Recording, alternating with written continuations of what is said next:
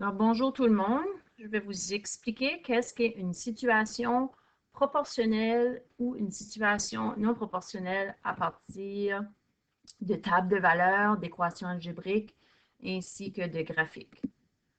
Alors ici, la différence entre une situation proportionnelle et non proportionnelle quand on travaille avec une table des valeurs est la suivante.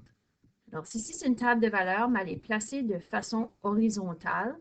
Alors, moi, quand je travaille, je suis plus habituée de faire une table des valeurs dans la façon verticale. Donc, si je regarde ici, alors si je place l'axe des X ici, les valeurs de l'axe des X seraient ici, les valeurs de l'axe des Y seraient ici. Donc, le 0 va avec le 0, comme j'ai placé ici. Le 1 va avec le 5, le 2 va avec le 10 et le 3 va avec le 15. Alors, tel que mentionné en classe, pour être capable de trouver notre équation algébrique, il faut aller voir les bons. Alors, les bons ici, c'est des bons de 5. Alors, plus 5, comme mentionné en classe, il faut que je prenne mon 5, je l'apporte de l'autre côté et je vais faire 5 fois 0 qui me donne mon 0. 5 fois 1 qui me donne 5. 5 fois 2 qui me donne 10 et 5 fois 3 qui me donne 15. De ça découle que l'équation algébrique est bien de 5x est égal à y. Alors ça, c'est pour une situation proportionnelle. Je reviens ici, dans le journal, c'est pour la situation proportionnelle. Ici, pour la situation non proportionnelle, alors, si je vais voir ma table des valeurs, alors ici, nous autres, on est plus habitués à le faire à la verticale. Donc, si je regarde mon bon ici, c'est un bon de 5. Tel que mentionné, je prends mon bon de 5, je l'apporte de l'autre côté, ici, et je vais faire 5 fois 0. Mais qu'est-ce qui me manque pour aller à moins 2? Ça va, 5 fois 0, ça fait 0, puis moins 2. Donc là, ma réponse est moins 2. Alors, si je continue dans cette même direction, 5 fois 1, ça fait 5, moins 2, ça fait 3. 5 fois 2, ça fait 10, moins 2, ça fait 8. 5 fois 3, 15, moins 2, ça fait 13. Donc, ça donne que mon équation algébrique va être 5 fois le x moins 2 est égal à y. Donc, la différence entre une situation non proportionnelle et la situation proportionnelle, c'est que ici, avec la situation proportionnelle, il va seulement avoir dans l'équation algébrique une étape. OK? Alors, je fais 5 fois le x. Tandis que dans la situation non proportionnelle, je vais avoir deux étapes. Donc, 5 fois le x, ici, c'est une multiplication. Et ensuite, il faut que j'aille faire une soustraction. Donc, c'est deux étapes. Donc, c'est une situation non proportionnelle.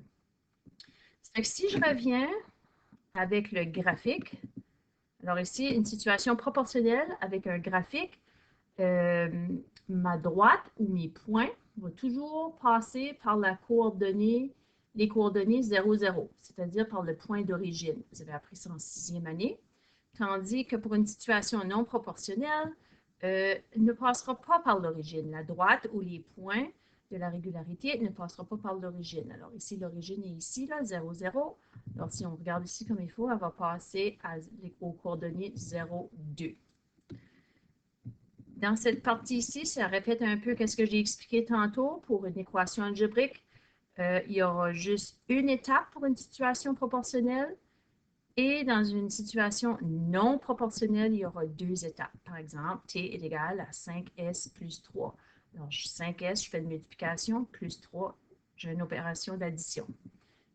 Y est égal à moins 2 plus 4, donc moins 2p plus 4. Donc ici, le moins 2 avec le p, je le fais une multiplication. Et ensuite de ça, j'additionne plus 4. Donc, deuxième étape. K est égal à 5r moins 3 et 5 dixièmes. Donc, deux étapes à cette situation-là. Si on prend une situation de la vie réelle, donc un exemple pourrait être dans le forfait cellulaire de Jonathan, il doit payer 10 cents par texto. Donc, si je fais un texto, je fais 1 fois 10 cents. Si je fais 15 textos, je fais 15 fois 10 cents. Si Jonathan fait 42 textos, 42 fois 10 cents. Ça, c'est la situation proportionnelle. La situation non proportionnelle va avoir deux étapes. Par exemple, dans le forfait cellulaire de Josiane, elle doit payer 12 $ pour son abonnement en plus d'un taux de 5 cents par texto. Par exemple, Josiane doit payer 12 $ plus 5 fois 12 si elle fait 12 textes. 5 cents fois 12. Si elle fait 48 textes, elle va payer 12 $ plus 5 fois 48 textes.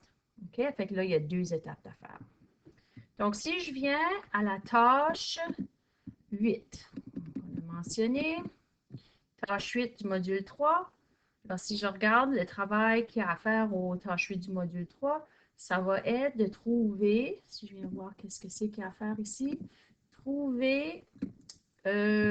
l'équation algébrique correspondante au graphique suivant et indique s'il s'agit d'une situation proportionnelle ou non proportionnelle. Donc, voici comment on fait. Alors, ici, j'ai la lettre F pour l'axe des X. Okay, donc, c'est pour ça ici, j'ai venu indiquer F ici.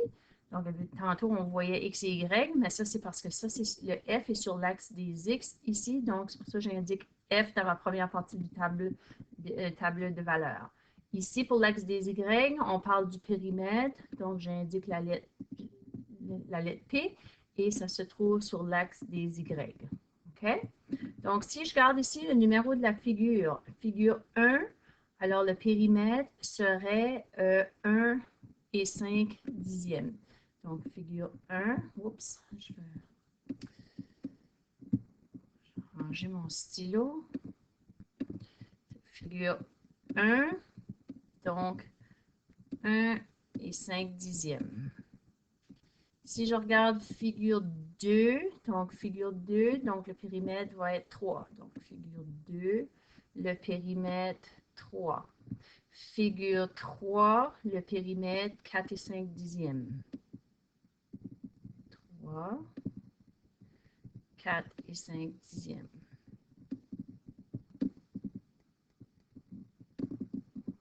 Et la figure 4, OK, figure 4, périmètre 6.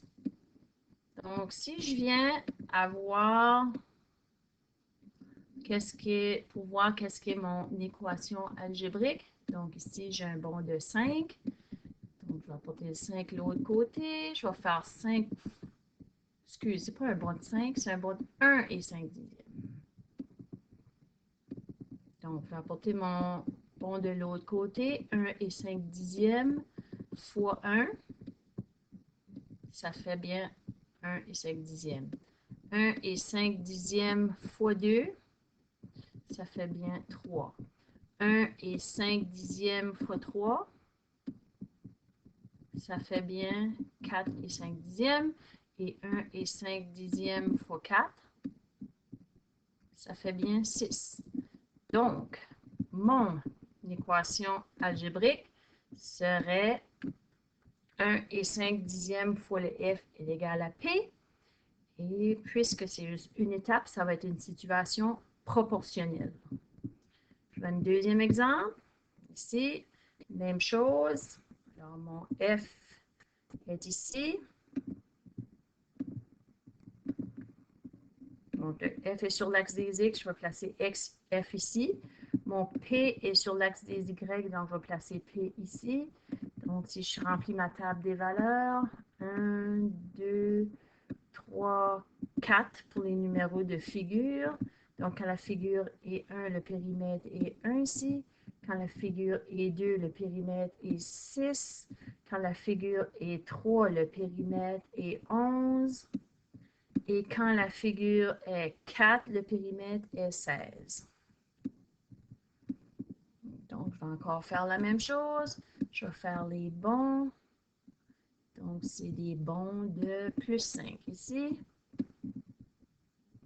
Donc, portez mon 5 de l'autre côté.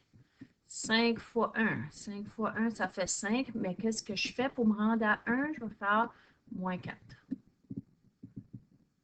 On va faire la même chose pour la deuxième figure. 5 fois 2, ça fait 10. 10 moins 4, ça fait bien 6. 5 fois 3, ça fait 15. 15 moins 4, ça fait bien 11. Et 5 fois 4, ça fait 20. Moins 4, ça fait bien 16. Donc, mon équation algébrique, ça serait 5 fois f, le numéro de la figure, moins 4 égale au périmètre. Donc, vu qu'il y a deux étapes, ça va être une situation non proportionnelle. Au numéro 2, alors il faut faire attention ici de la tâche 8. Vous devez faire les graphiques maintenant. Vous avez deux graphiques à faire. Alors, les titres de graphiques, ça va être par rapport à l'ère de différentes suites de figures. OK? Alors, n'oublie pas d'inclure des titres à ton graphique, c'est très important. Ensuite de ça, l'échelle de ton graphique doit être constante, c'est-à-dire toutes des mêmes bons, toutes des mêmes espaces entre les chiffres pour les échelles. Et ensuite de ça, il faut que tu te rendes au moins à 7 sur l'axe des X. Donc, tu as deux graphiques à faire. Ensuite de ça, tu as deux autres numéros pour la tâche 8. Alors, tu peux aller voir sur Clic qu'est-ce qu'il y en est. Ceux-là, c'est des choses qu'on a faites en classe, donc tu vas être capable de les faire assez facilement.